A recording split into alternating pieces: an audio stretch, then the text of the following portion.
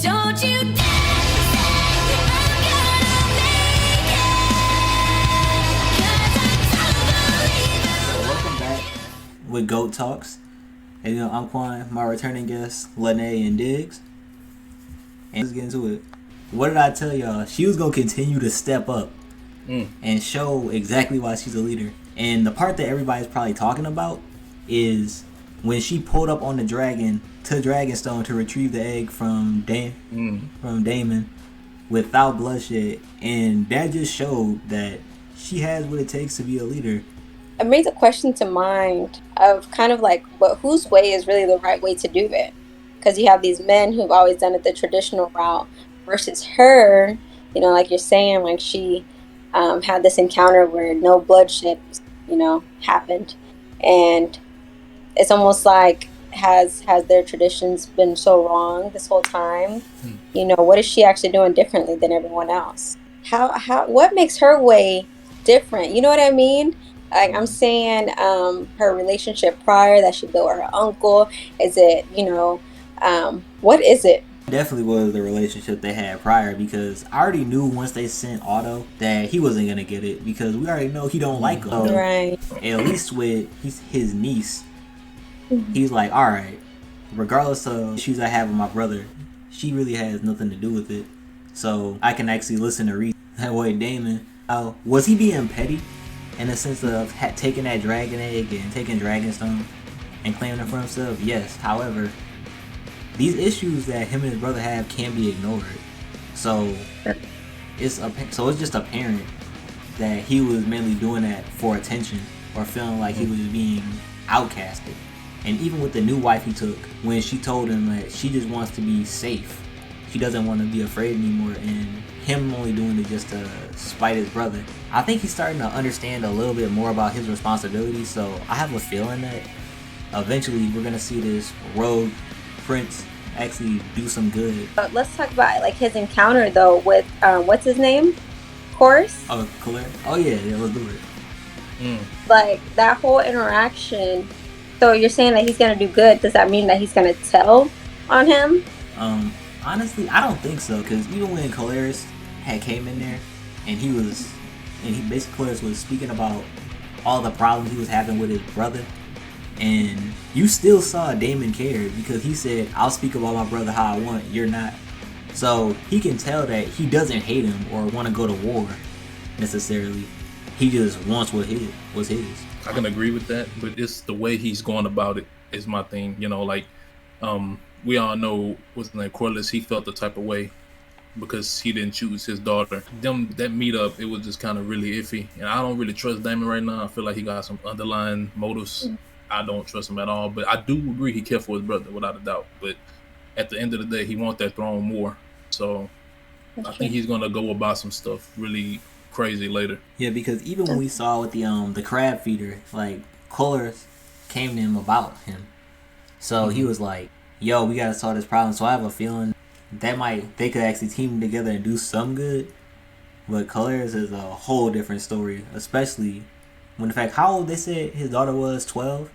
Bro, she was so young. It was so crazy, man. Oh my God. That really breaks my nerves. That just hearing her talk like that, like they don't care about the children at all, man. Back to the king. Of course, the king doesn't do everything right, but he has like little moments of like redemption almost. He is over here doing Rhaenerya so wrong with not acknowledging her, but he, has a conscience to where he's like, I don't want to bed a little 14-year-old. When you see all the problems that he's facing, whether it was Daemon being petty and them trying to pressure him to get married again, or even when Rhaenyra went to Dragonstone, like I understand, even though obviously she handled the problem like efficiently. As a father, I definitely can understand why he was angry, because he's like, you my only daughter left, so if you die, then it's over. Yeah. Wow, we actually got to talk about the moment that everybody probably wants to get into.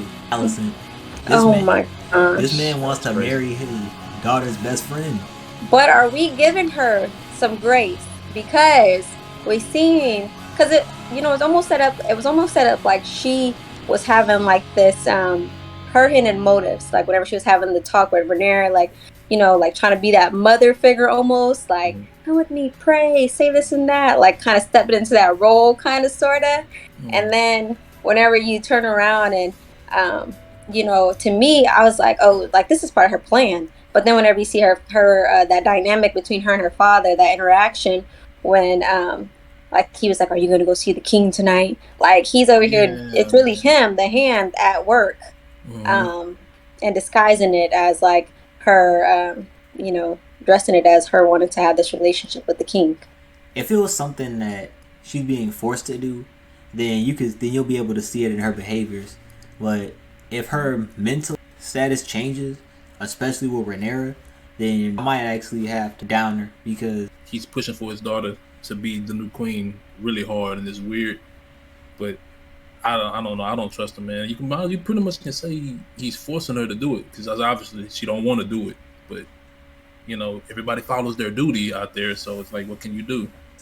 I think my favorite moment definitely was for sure with Daemon and Corlys because it showed many different issues, whether Daemon could actually solve the problem, or Corlys being frustrated with the king, with everybody saying that he's envious when in reality he just wants problem solved.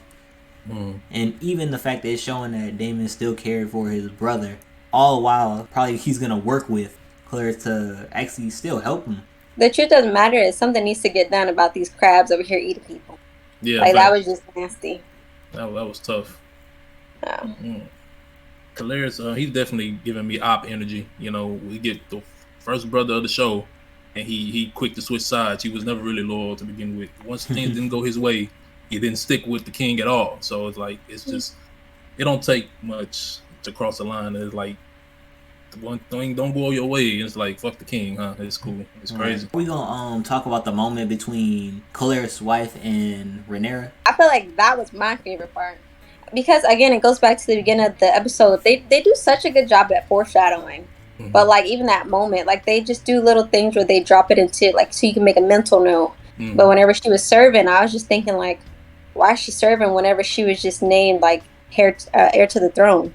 So that just didn't make sense to me. I was like, they still have her in that role. Why is she sitting at the table? So then fast forward to the conversation between her and her cousin. Her plans were that she could place her way of thinking into her and like telling her like you'll never be queen, like basically like you're gonna be like me, the queen who never was. But Rhaenyra is like no, we built different, like we're not the same. Like we're not the same. And the way she just turned around and I mean her aunt again with the wittiness, even though has such a good job with that. Whenever she told her, oh dude, like the men that you're serving drinks to, do they think the same thing as you? Like whenever she said that, I was like, okay, like okay, cousin, you come through. But and that interaction was needed. It was needed. Someone needed to say it. I always felt like she was a little salty just because she was never named. So it's like seeing a little girl named before her, I just knew it was gonna be some beef. I knew she wasn't gonna be rooting for her either. Like I feel like a lot of people was against Rhaenyra, and it's like a lot of people really don't want her on that throne, bro. So she gonna really have to watch her back. I don't know who really loyal to her right now, to be honest. No, his wife was salty and whatnot, especially coming at Rhaenyra. Can we say that there's some kind of truth about what she was saying? No, I think from her comprehension, it's the fact that they don't want a woman in the ruler seat, because that's the time frame that we're in. She's not really thinking of that she has some real potential. She's not thinking that because she probably saw herself in the same light, where but tradition and patterns, she just going by what they're normally used to. All right, so what's y'all predictions for episode 3? I say for 1, Daemon is gonna do something about the crab feeder. 2, Rhaenyra and Alicent are gonna have some kind of problems because regardless of the king's duty, Rhaenyra is not gonna like the fact that Viserys chose her best friend.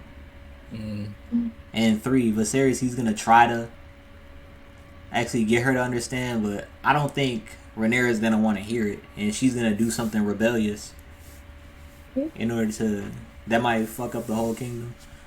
Yeah, I can see that.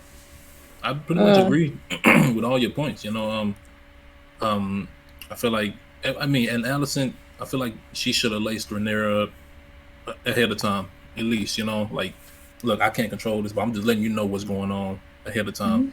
So don't hate me, stuff like that. But I do see Daemon and Caleris getting into some nonsense and shenanigans, so that's definitely gonna play a part. But like you said, I do agree with the craft feeder. They're gonna take care of that. But with Daemon being Daemon, how is he gonna do it? It's gonna be extreme as hell. We know that. So we're gonna see. I mean, I guess I just have a lot of questions, honestly. I don't really feel like I have a prediction. I mean, is the wedding immediate? But I do feel like, yeah, Damon's definitely going to try to take things into his own hands. And obviously, Rhaenyra and her best friend have to hash this thing out. Yeah. And Odo, I feel like Odo is upset. I think he's upset. And so I feel like he might have a major play into the next scene, too, because he witnessed her potential firsthand. So I don't know how how he really took that. Daemon is gonna be a cause. He's gonna be the reason why the king ends up dying. That's just my theory. But I feel like he's gonna have something to do with the king's death. I don't know how. Maybe it's gonna be an accident. Maybe he's gonna turn on him. I don't know. But I feel like he's gonna be the reason that the king don't make it. I'm calling. Do you feel like it's gonna happen soon? Probably somewhere in the middle. I don't think it's gonna happen right away. Not right, because Daemon still got to build up his character development. I mean, and he still has his issue going on with his health. Yeah, true. Oh, yeah. True. I forgot about that too. Yeah. That's... That finger and the maggots was crazy. Yeah. Dude is just sick. Yeah, I don't know how they do healing in Westeros, but I don't think that's gonna happen. Shout out to Lene, shout out to Diggs. Yes, sir. We're pulling up. And I can't wait for the next episode for sure.